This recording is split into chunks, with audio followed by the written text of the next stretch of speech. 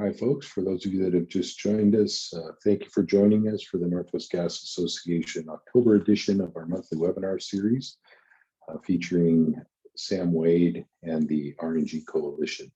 We'll check, you're on a couple minutes early, so good on you there. We'll check in with you here in a couple of minutes again, and then we'll get started about 12:02. So thank you for joining us, and thanks especially for joining us a few minutes early.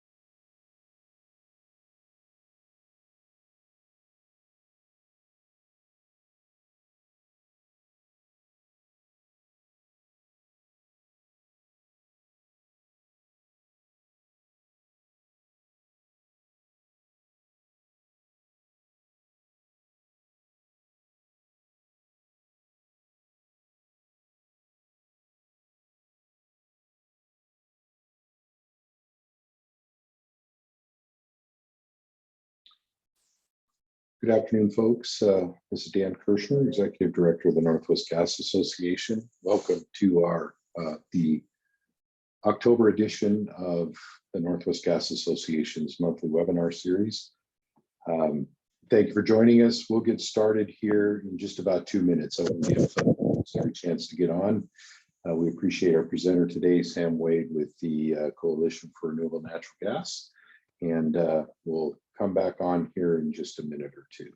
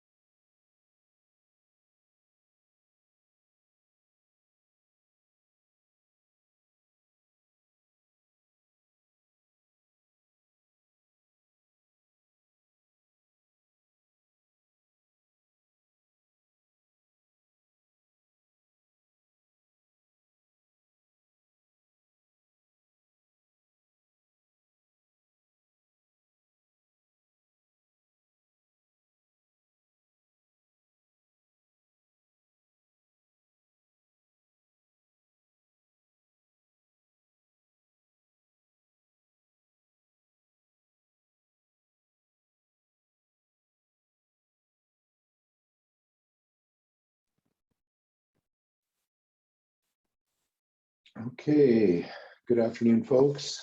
It's afternoon everywhere. I'm joining you from Washington, D.C. today. I'll be moderating today's webinar from there. We're glad you're here. Welcome to the October edition of the Northwest Gas Association's monthly webinar series.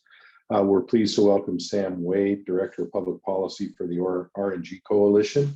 I'll just share a sentence or two about Sam in just a moment, but before I do, before we move on, I want to just talk a little bit about our upcoming webinars and then also some notes for today. Maybe I'll start with the notes for today. I think most of you on this call are NWGA webinar veterans. So you know that please keep your mics muted and use the chat function of Zoom to ask your questions. I'll be monitoring the chat function, and when you pose a question, I'll wait for Sam to take a breath, and we'll then interject with your question at that point in time. So just as an FYI, we are recording the webinar, and that'll be posted probably later today, but tomorrow for sure, to the Northwest Gas Association's YouTube channel. Also, Sam has graciously agreed to make his slides available. So if you would like a copy of Sam's deck, you can contact me directly at the Northwest Gas Association. So without further ado, Sam, I'm going to stop sharing my screen, and I'm going to let you pull up yours. And while you're doing that, I'll just share a sentence about Sam's background. I've known Sam for a little while now. Sam is the Director of Policy at the Coalition for Renewable Natural Gas, or the RNG Coalition. And he, before that, he actually oversaw the Low Carbon Fuels program at California Air Resources Board, and has had a pretty broad and deep experience in the energy industry, especially clean and renewable energies, going back quite a ways. So Sam, we're really glad you could join us today. Thank you for making yourself available. And we're looking forward to hearing about the state of renewable natural gas. We got a lot of people who are interested in learning what's up. It's been a while, a year or so since we've heard from you all, and a lot's changed. So with that, and without stealing your thunder, I'll let you take it and tell us what's up. Thanks, Sam. Yeah, thanks, Dan. Appreciate the opportunity to be here with everybody today. Always enjoy hearing from many of you folks who are our members as well. So there's some overlap between the organizations, which is fantastic. For those of you who don't know much about us, I do have a couple of slides here about what the RNG Coalition does. So let me just get to that one here. So we're the National Trade Association for the pipeline interconnected renewable natural gas industry in Canada and the US. We advocate for sustainable development, deployment, utilization of RNG, so the present and future generations will have access to domestic renewable clean fuel and energy. And we're a broad tent organization. We have everybody from the entire supply chain involved, and we represent more than 98% of the supply in North America currently. Here's a few of our leadership members. Many of you are on here. And then just some of our general members and our academic members. And, you know, we rely a lot on our academic members to give us that long-term vision that we need to deal with these complex and ever-shifting issues around the future of the gas system and how RNG fits into that, and how greenhouse gases are moving us toward a decarbonized system. So, Sam, let me just interject really quickly, yeah. Sam. Sure. Just to remind people, use the chat function probably down at the bottom of your screen there if you have any questions as Sam is going along. And as I said, I'll be paying attention, and when your questions come in, I'll interrupt Sam and ask them right as they come along. So thanks, Sam. Yeah, sure, you got it. So just a reminder why RNG is important. You know, climate issues are a big deal across the entire Northwest, and really starting to be a big deal across the whole country. And methane is a critical climate pollutant. Recently, we've had a couple of good reminders of that. First, the IPCC report that basically called climate change, you know, at a code red point for humanity. In that report, you know, there's good focus on how important it is to reduce methane in the near term, to really make a difference, and to take away some of the worst near-term effects. You see similar things from the UN. They did a global methane assessment recently. And then there's, of course, the joint EU-US pledge on reducing methane that it just came out a few days ago now. So all of that sort of sets the stage for why the RNG Coalition believes it's so critical to capture the organic waste methane from society's waste streams and turn it into something useful. You know, we're doing that well, I would say. We're growing much quicker than we did just a few years ago. Since the coalition's been established, in the last 10 years, we've gone from having about 30 RNG projects in North America to having almost 200. We're up to 194 right now. Have another 149 in the construction pipeline here, and then 103 or so planned. So that's really just fantastic growth under a pretty short period of time. Driven a lot, of course, by the clean fuel policies, but now also I think there's some really good tailwinds from utility procurement and from the voluntary space as well. We'll get into here.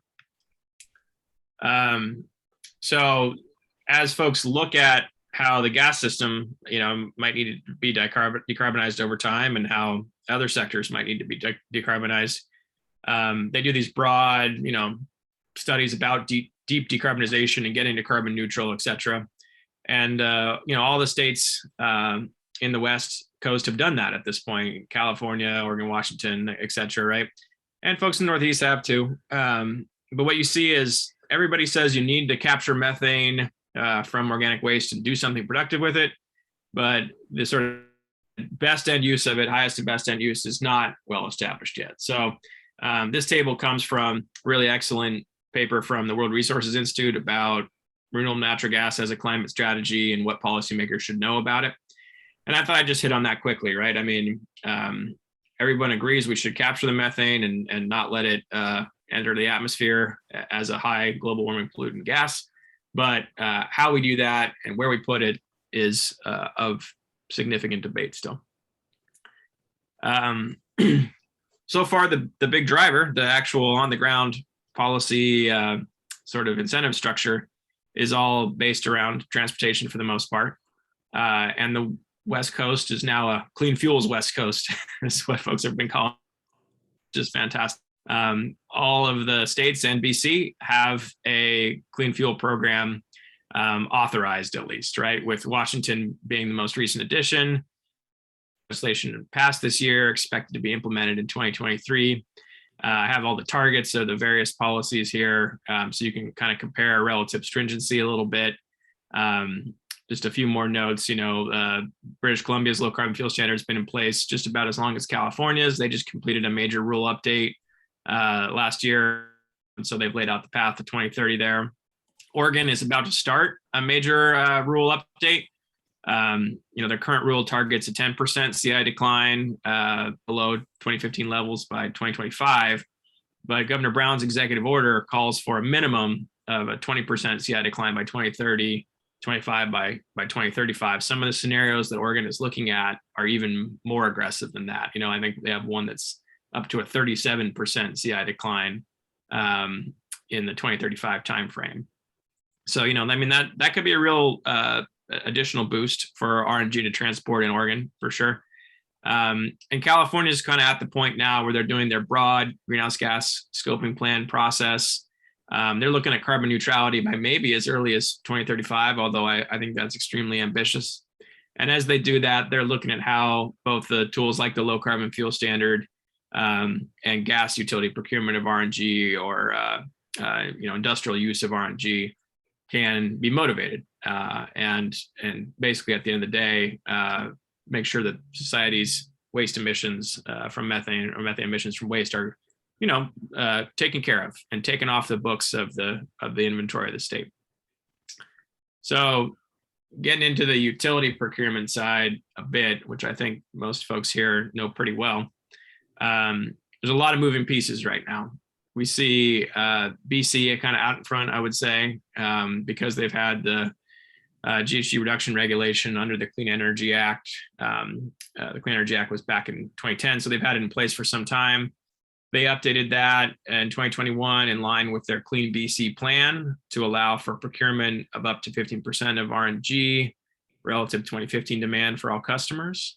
And my understanding is Fortis, is well along the path to begin to get there, and they've been offering an opt-in product as well, which I think was oversubscribed for a little while, but getting back to being moving and doing well with that side of things. So I think other jurisdictions along the West Coast here need to look carefully at that as a model.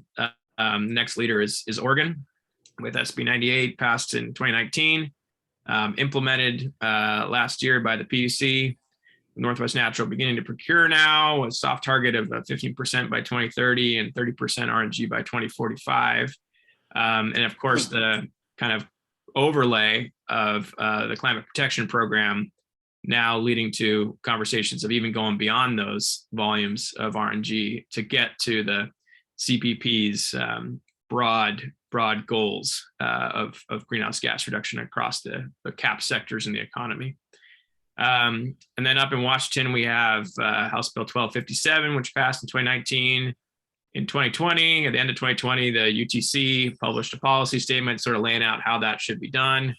And my understanding is that Avista PSE have sort of said, okay, we're ready to do some of the voluntary procurement for customers that want RNG, potentially in early 22. And that some of the other utilities have said, yeah, we'll look at that. And we're also going to think about how to adjust the PGA and charge some of the rest of the customers for some volumes as that law allows as an option. And that, would be fairly aligned, it sounds like, with the overall approach in Oregon as well. So good alignment between those two jurisdictions. California, I'd say a little bit further behind at this point, with broad enabling legislation passed in 2018, which the RNG Coalition was a sponsor of. And a good staff white paper from the California PUC that was published in earlier this year, targeting about a 12% RNG mix by 2030 into the core customers. We expect a proposed decision by the end of the year on that still, although with the president of the CPUC leaving, I think that there's a little bit of question around that, but we continue to push for that outcome. Sam? Yeah. This is Dan again. Did I hear you right when you said California is a little bit behind? I think so, on the utility side. And as a Californian, obviously I've been here for a long time. It's rare, right, on climate for California to be behind. But I think we are behind, the West Coast states, and certainly behind BC at this point. So what do you think's driving that? I mean, has there been just a reluctance to let the utilities into the space, or is it because there's so much going on what do you think's driving that sort of laggard approach? Right. I mean, I think initially it was concerns from the very strong coalition of environmental groups that's pushing electrify everything, as folks on the call are probably well aware of. But now that we've overcome that a little bit and shown how RNG and electrification are really, they're more complementary strategies, or at least you have to do some of each probably. It's simply the institutional inertia at the agency, right? I mean, we have many pressing challenges in front of the CPUC, not the least of which is bankruptcies and fires and stuff like that. So I think there is a commitment. My understanding is still there's a commitment to finish a proposed decision by the end of the year, and hopefully take a vote either by the end of the year or very early next year.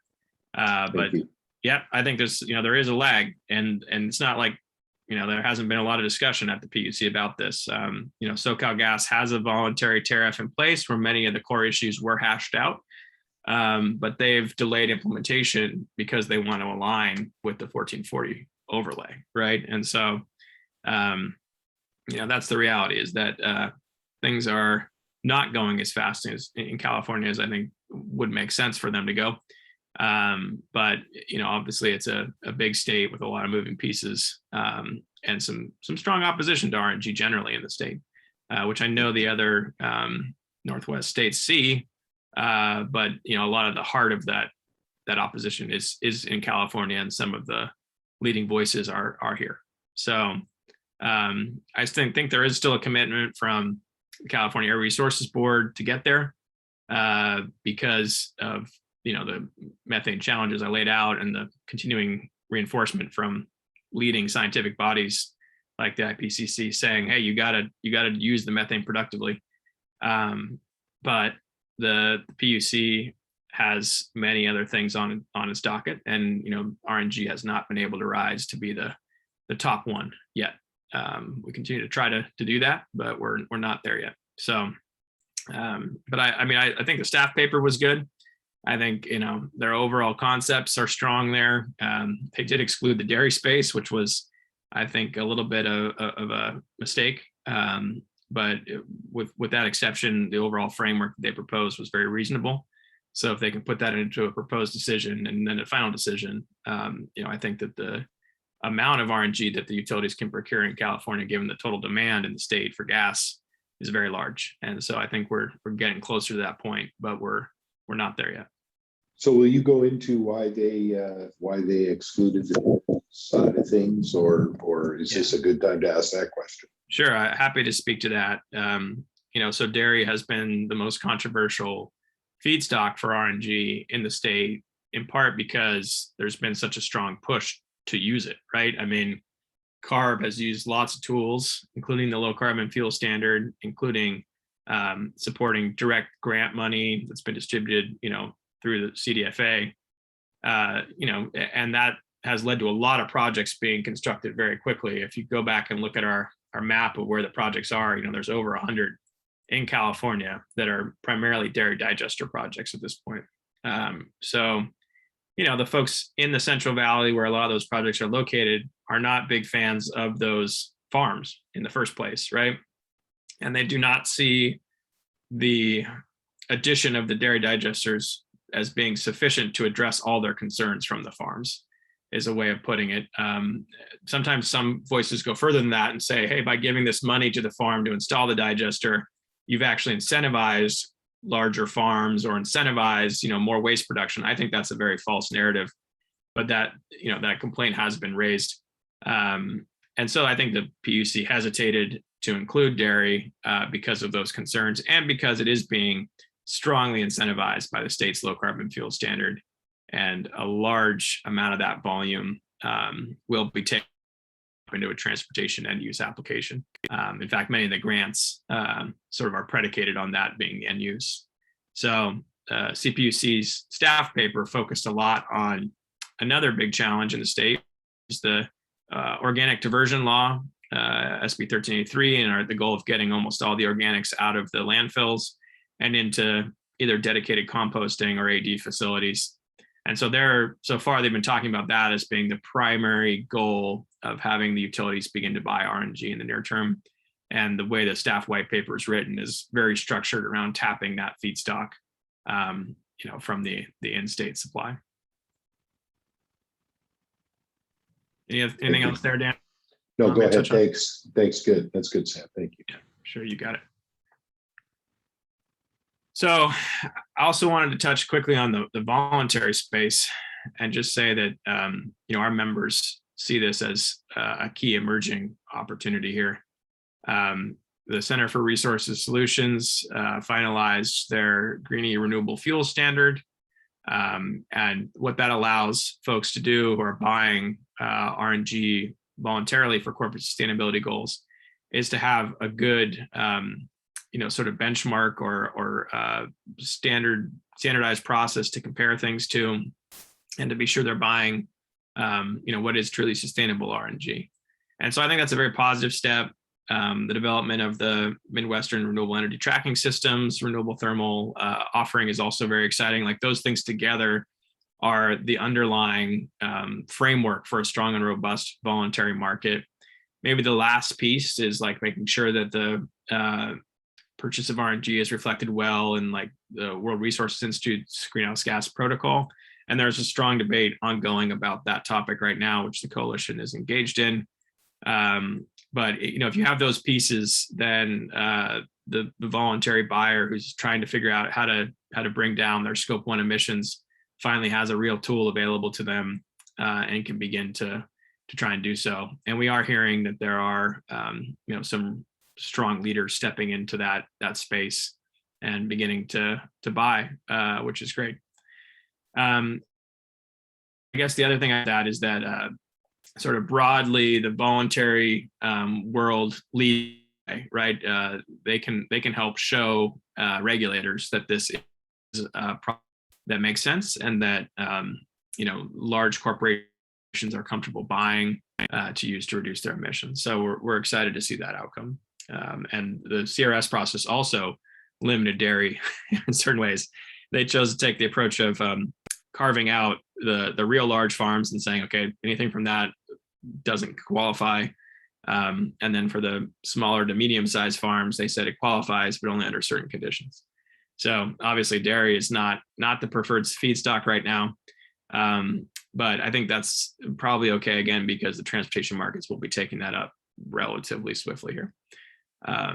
So yeah, obviously in the voluntary space and in the California discussions around 1440, there's been a lot of fights around dairy, and I think that's diminishing the ability of the whole industry to tell its story to some extent. So we're trying to work on that, but there's many types of RNG, there's many types of feedstocks, and there's a lot of positives even with the dairy projects. So we're not giving up on that feedstock, but have had to deal with people just basically assuming any type of RNG is dairy RNG, which is not the case. So I did want to touch a little bit on like our multi-phase strategy we've been using in a lot of the discussions about decarbonizing the gas system. And I think those discussions are occurring throughout the country now, obviously very active in Oregon and California and Washington and other places. What we've been saying is, we're supportive of all renewable gases. We think in the near term, the biggest focus should be on reducing methane emissions and taking that methane, putting it into the pipe. When you do that, you basically have multiple benefits, both from the greenhouse gas side, where it's obviously the key driver, and then the local air quality side, because you're not burning the methane in a flare, you're not even burning it in a genset, which might be relatively inefficient. So whenever a project can get it in the pipe, we think that's a good idea.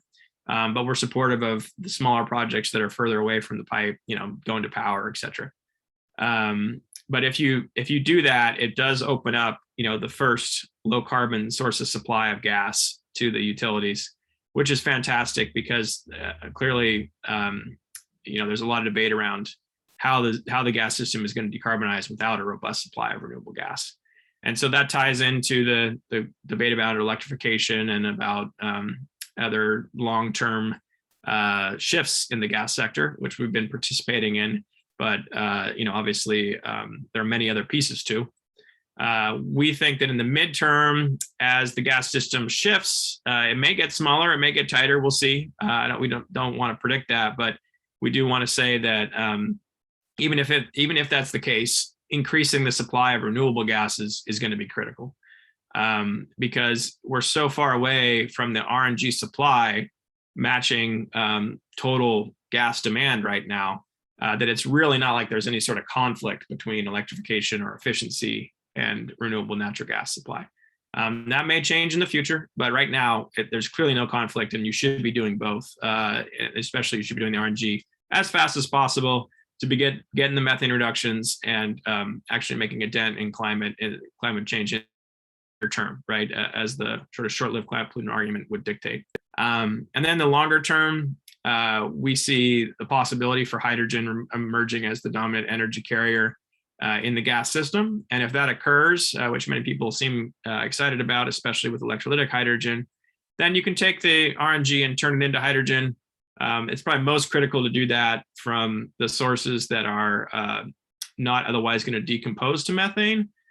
For example, woody waste that can be gasified.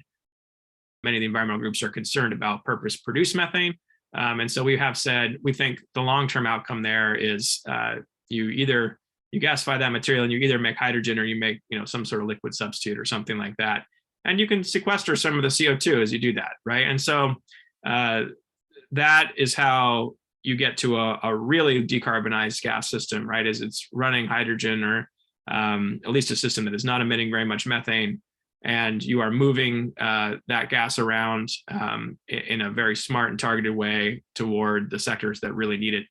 And you're doing so in a way that also potentially has big net negative carbon impacts if you're taking a bioresource, stripping off the CO2 and sequestering a lot of that.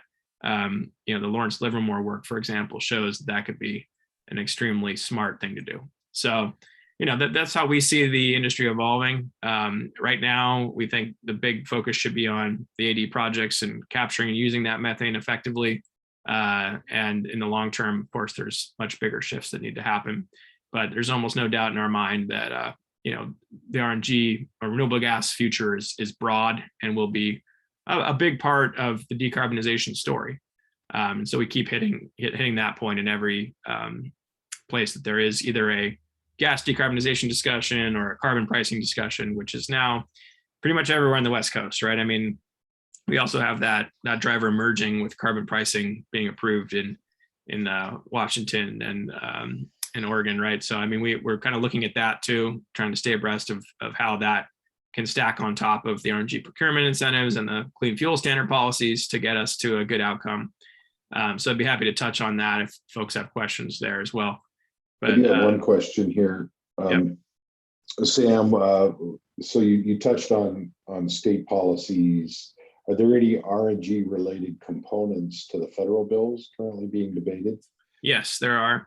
I didn't go deep in those just because I think Daniel wanted me to focus more on the West Coast, but that's fine. I like the reconciliation package right now that Congress is looking to pass includes tax credits that we've been very supportive of for RNG processing, like the equipment that actually cleans up the gas and gets it ready for pipeline injection, as well as hydrogen incentives. And they're structured as investment tax credits. They'd be a very significant additional driver for the industry to build as many of these projects as possible, and would improve the economics significantly. So we're working hard to keep that in the package as people try and, sort of hone it down a bit potentially. And happy to take more questions about that if you guys have them. Oh, go ahead. Okay, that's pretty much it for my prepared deck here. Got my info there. Happy to cover any of the other points in more details folks would like me to ask. That's great. Well, let me remind our participants here to use the chat function to go ahead and pose a question. And while you're all furiously typing in those questions, Sam, you mentioned that there is kind of opposition to purpose-made, I think, what did you call it? Purpose-made methane. Yeah, right. That's how the environmentalists frame it. I don't even know what that is. So can you, for my benefit anyway, describe that a little bit and what the basis of the opposition to it is? Yeah, happy to. So almost all RNG today is from a source of feedstock that would have produced methane anyway in the base case, right? Like a landfill, it's producing methane and you're just grabbing the methane off of it and using it productively, right? Dairy, it has these big open ponds of manure that are producing methane. You're covering that, you're capturing it, you're using it, right? Those are obviously very positive from a greenhouse gas perspective. Some feedstocks in the base case would not produce methane, right? So if you gasify woody waste, right? Say forest residuals that are cleared to prevent wildfire. There's no, base case in which they produce a significant amount of methane, maybe a tiny amount in the pile or something as they're sort of sitting on the forest floor. But and so the environmental groups get very concerned about that, because if you purposely produce methane from that feedstock and then it leaks out of the system, that's a net increase in GHGs potentially. Although I would still argue there are very big benefits to many of those feedstocks, like avoided wildfire risk, that should not be ignored. And so I think all the gasification stuff, it's a very large additional potential. The feedstocks there are big compared to some of the manure feedstocks and even the organic waste that's in landfills, for example. But to tap that, we have to show that it is low carbon and low CI as we do so. So we have to, be very cognizant of methane leakage after that material is made into methane, or we need to use hydrogen as an energy carrier and put the C's, the CO2 into the ground and sequester it. So that's the debate that I'm seeing in California is, a lot of the scale associated with biologically derived renewable gases is associated with woody feedstocks that do not decay to methane very much in the base case. So just to follow up on that a little bit, I guess, it's not, so if you're using, let's use woody biomass because we're familiar with that, and it is an issue from BC down through California, right? And so it's not exactly analogous to producing conventional natural gas or oil, where the methane leakage rate is, according to the EPA, around 1% across the value chain, 86% of which comes from the actual production, and so very little which actually comes from the transportation and distribution, most of that on the East Coast, according to most studies. So we're not talking, if you produce the methane, it's not going to leak much. Am I on the wrong base here? I mean, no, I agree. It's just about showing that to the environmental community, right? And I think they've been exaggerating, or I mean, I don't want to, that's too strong. I think that they are highly skeptical that you can ensure that during production you don't have higher loss rates. And so, you see in New York and other places where the environmental opposition is very strong, a lot of folks cite to research by Emily Grubert, was at Georgia Tech, I believe. And she's, just laying out hypotheticals, like if methane leakage is this high, then this RNG is not good from a climate perspective. And I think we just have to show, fine, the leakage is not going to be that high, right? I mean, I think that's the pushback, or the way the industry should be responding. And we're attempting to get moving on that. But, I just want folks to be aware of that concern and aware of the dialogue around that in key jurisdictions like California and New York that are, some of the most aggressive about electrification versus RNG, if you will, which, again, we're trying to diffuse. Okay, I do have another question for you. So current RFS and LCFS value is worth about $45 a deck in California. RNG developers, many of them, argue they should be paid a large share of that value, but regulated utilities are expected to use cost-based resources. So the vehicle fuel values far exceeds the carbon reduction for use to displace gas in buildings. So where do we go from here? Vehicle fuel market is just not that big, right? Yeah, there's a lot in that question. I think very good question. So yes, right now, while there's still space in the CNG world, a producer can take it to CNG or sell it to a utility, right? And yet that demand is not growing nearly as fast as RNG supply is growing, I would say. And so at some point you do reach saturation. And in California, we've already reached saturation. The CNG fleet is only running on RNG, or at least 98%, I think is CARB's most recent data. So, in that state, clearly, you can push additional CNG demand to grow as quickly as possible. But, there may be opportunities for utilities to say, I can offer you a stable long-term deal at a price that's less than what you pick up in the transportation markets. Is that attractive to you as a new project developer? And I think in many cases it will be. That there will be paid, sort of near-term high but volatile prices in the transportation market for long-term, well-structured fixed prices with a credible counterparty like a utility. So I do think that you're going to see people do both. You're going to see them take part of their gas to the utility, maybe to cover the debt service, and then a part of the gas to higher value transportation markets. So I'm not here to say what commercially should be done, but I agree with that observation that there is a shifting dynamic as the existing natural gas demand across the country gets filled up in the transportation space. And yet you also see utilities and others enter and want to buy some, right? So it's a good story for RNG development overall.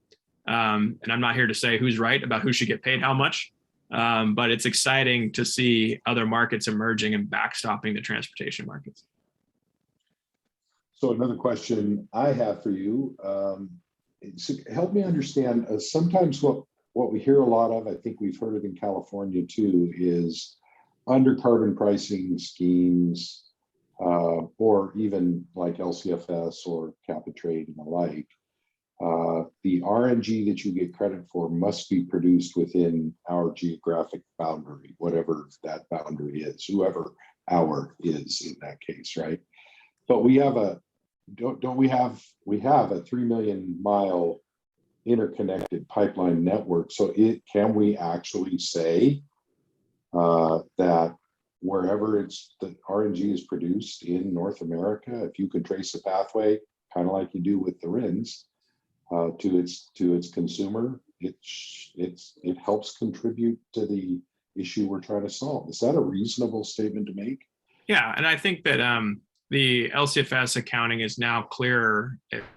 They've official book and claim accounting. If you put it onto the gas system anywhere in North America, you can count it and match it to California natural gas vehicle demand.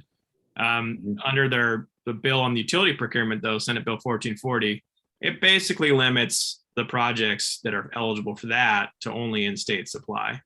And again, I think their justification for that was the desire to see co-benefits occur in the state. And that is basically because I think they were frustrated that there were a lot of out-of-state projects coming into the LCFS and into the RPS in the early days. So that's a California thing to some extent, to want everything to happen in the state. All politicians like to see renewable energy developed in their jurisdiction, right? And many people would want to say, I prefer to see this project happen in my state, but you don't want to interfere with interstate commerce. You don't want to interfere with people moving, least cost supply to the biggest market demand, right? And then integrated gas system is good at that. It's good at minimizing the cost of supplying gas, right? So why not take advantage of that? I'm totally with you. I think that makes sense. And I think policymakers should be more aware of that as a desirable outcome. Okay, well, do we have any other questions for Sam? Maybe Sam, I'll ask you to take down your screen, and I could put up my second slide there that describes the upcoming webinars that we have. But I do want to just give our folks one more opportunity to ask questions. So any questions for Sam? And as you all are contemplating what those last questions might be, I'll just remind you that we have a few good webinars coming up. So, our Q4 got off to a really strong start with Sam here. And again, Sam, we appreciate your time. I'm not dismissing you yet. I'm still hopeful that we'll get a question or two. But in November, we're going to hear from Assemblyman Jim Cooper, who represents Elk City, I think it is, in Sacramento County, who's been a very strong, he's had some strong words to say about how electrification and natural gas bans are work against vulnerable communities. And he's been a strong voice in that regard. He and Assembly Person Blanca Rubio down in LA too. They've kind of had a similar talk, but he's agreed to come and join us and talk about that dynamic that he sees happening and what he'd like to see instead. And then in December, we have carbon capture technologies by Nettle. That'll be a good one. And then in January, we have our friend and a member company, chief economist Grant Forsyth with Avista, coming to provide us with our annual regional economic update. Grant is always entertaining and insightful as he delivers thoughts on the regional economy, where it's headed, and what its challenges and opportunities are. So, Sam, looks like we're done. So thank you for your time today. A reminder to folks that if you would like the RNG slides, we're happy to share them with you. But Sam, one of the things I really took away was the dramatic growth in RNG development and production across really North America, but certainly in the US. And I think the RNG Coalition has been a big part of helping catalyze that growth, really, just by creating a locus for conversation and an identity for this fuel. So we appreciate always the work that you all are doing. We welcome you to come up here and help us defend the use of the natural gas system to decarbonize our economy. And we know we can count on you to do that. So the YouTube video will be posted either later today or first thing tomorrow. Decks are available if you email me. Just one last time, Sam, we thank you for your time today. And with that, we'll conclude our October webinar and look forward to seeing you in November. Thank you all. Thanks very much. Pleasure. Bye.